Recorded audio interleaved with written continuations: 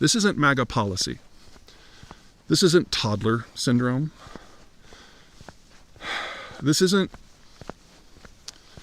even incompetence. This is too much, too soon, too holistic.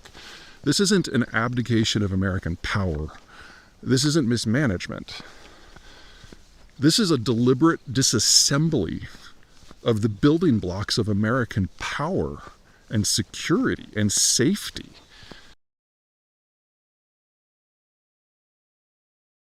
This isn't policy incompetence on the part of the administration. This is something else. Start with Ukraine. The Trump administration immediately suspended effectively immediately all military aid of all types to Ukraine, including anything that was in transit and had already been budgeted, paid for, and palleted and moved.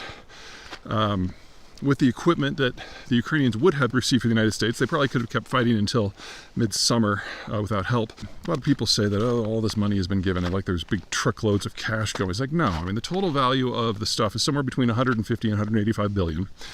But think of it this way. When you clean out your closet at home to make room for your new stuff after Christmas, and you take it to Goodwill, how much do you say it's worth when you fill out that little form at Goodwill?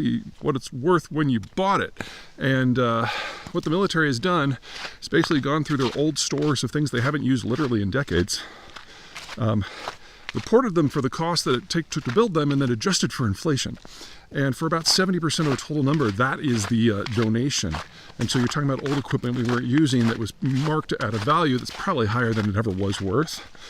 Of the rest, 10 to 15% is ammo and more legitimate equipment, legitimate as in current, and then the rest is cash. So really you're talking about a total value given that's well under 40 billion, chump change. So for having the Ukrainians basically take our hand-me-downs and fight the Russians to a standstill, that's a national security win and an economic win by any possible measure.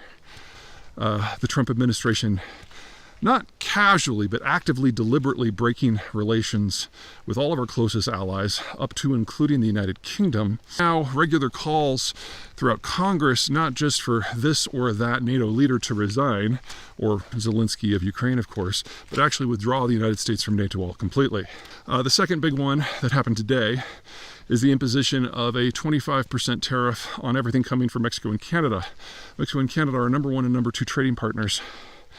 And everything that we do in the world of manufacturing is integrated with them across borders.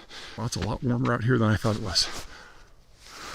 By doing a blanket tariff, what that's basically done is made most American manufacturing non-viable almost overnight. And what Trump did by threatening the tariffs a couple months ago and now implementing them today is, even before today, new investment into the United States, into North America, had frozen completely because no one knew what the situation was going to be. He introduced what we like to call regulatory uncertainty into the situation. And now that the tariffs are in place and people know what the math is, no one's going to come here. He said he's going to put a 40% tariffs on all agricultural imports. Now, the United States is a large country that grows a lot of its own food. We're the world's largest agricultural exporter, and we have a wide variety of climate zones, but we don't have all of them. And so if you go into any supermarket, especially if you're looking at things like fish, fruits, or vegetables, a huge proportion of those in any given season is coming from a different country. We already have a food inflation problem here, and now we're going to have a significantly larger one. Those tariffs are supposed to kick in April. And Trump has said, farmers, start producing, but the farmers can't produce most of the stuff that we import because it swims in a different sea, comes from a different climate zone, or relevant to this moment in March, looking around me at the snow, you're not going to grow a lot of food in Colorado right now, so it has to be brought in from somewhere else. Let's talk about DOGE, that Department of Government Efficiency. The total value of everything that Musk has rooted out of the federal bureaucracy that supposedly was all fat, we're only like $30 billion for all the disruption out of a $7 trillion budget. That's so small as to just not be worth my time to even look at. Or if you look at the employees that he's fired, right now it's only about 1% of the federal workforce, and you would have to purge about 20 to 25% of the federal workforce just to knock 1% off of the budget. But what it's done is it's stripped out the internal system that the U.S. government used to prevent foreign influence from penetrating. There's nothing about that matches with MAGA goals. For something that's near and dear to my heart, the Forest Service, staffing all the national parks, that surges in the summer, firefighters, those people have all been let go. So when we get to summer driving season this time, in a couple months, a lot of the national parks probably aren't going to be able to open. And if we have forest fires this year, that's going to be awful. Fighting forest fires without forest fighters?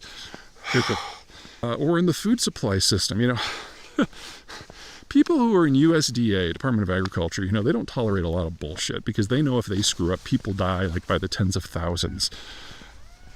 We're no longer testing food safety because those are temporary jobs. And so we no longer have an eye on the bird flu epidemic because we're not able to collect the information that we need. With all the firings, with everything that DOJ has done, the U.S. budget expenditures have gone up compared to the Biden administration. We've got lists of government assets around the world, some open, some covert, that have just been released to the public. Stuff like this is, if it gets in the hands of other states, that's like the 5-year effort of espionage, and it was just handed out. That doesn't serve anyone's agenda in the United States. What else? I got to look at my list. I've got a long one. All right. The Federal Bureau of Investigation has stopped investigating terrorism in order to focus on illegal migrants. What? Department of Health and Human Services isn't even holding the meetings that are necessary to start the process for selecting the next flu vaccine, which has the medical community freaking out because they rely on these private groups to, at no compensation to themselves, advise the government as to what type of vaccine is going to be needed based on the flu strains that are circulating. And since HHS also cut connections with the World Health Organization, we're just kind of guessing at what's out there and literally relying upon the kindness of strangers to tell us what we need to get ready for. All right, USAID, that's the Agency for International Development. It's gotten a lot of crap for doing some strange things, that's fair. But if you're not going to invade or occupy a country, USAID is the primary method that the United States uses to influence countries around the world. You can call it whatever you want. The bottom line is when it's not present, the Iranians, the Chinese, and the Russians absolutely dominate the space because they will step in with relief support that is loaded with intelligence operations, and all of a sudden they've gone from meeting USAID head-to-head to having a completely open operating environment. And so, of course, the Iranians and the Russians sent a joint letter to the Trump administration thanking them for making life so much easier for them. Or in the Defense Department, we canceled all operations against Russian cyber activity. That includes defensive operations on our part, as well as offensive operations to disrupt their ability to hack the United States. The Russians maintain a very active cyber presence. They're not just hacking our elections and our media and our power grid and our water and our food supply and the stock market. They're going after you specifically because part of the Putin alliance that rules Russia includes organized crime out of St. Petersburg. And so most of those cyber things are linked to Russia in one way or another. And we have basically decided just to lay back, open our legs, and let whatever happens, happens. This isn't anything that I would think that any American would ever want, much less orchestrate, which has pushed me into the realm of some conspiracy theories. I think we now need to consider that the Russians really have penetrated the White House.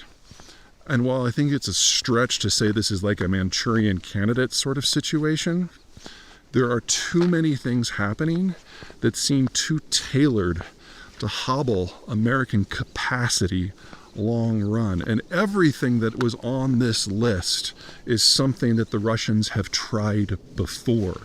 NATO is something they've been trying to destroy since the 50s. And now we have a possibility of the U.S. just walking away. The military has been the bulwark of global security, and so gutting it from the inside is something they would love to see. Our intel system has been the canary in the coal mine. And it appears that Trump is either not receiving or not reading the daily brief that the agency produces for him every day. The food supply situation in the United States has long been the world's safest, and now we're not even testing to maintain it? The demographic of Russia is one of the main reasons why the Russians are facing such a bleak long-term future. But if you interfere with the vaccine schedule in the United States, you can start increasing the death rate in Americans, not just under 20, but under 5, and start to equalize that situation. This is some heavy stuff. And what we're going to be doing in the next few videos are exploring all of this from the Russian point of view, how they see the world, how they influence the world, and given the chance, how they would redirect American policy to serve their interests.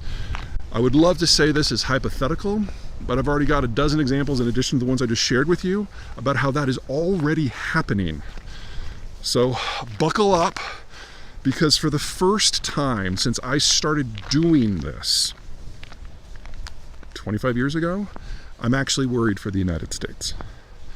We'll talk about that too.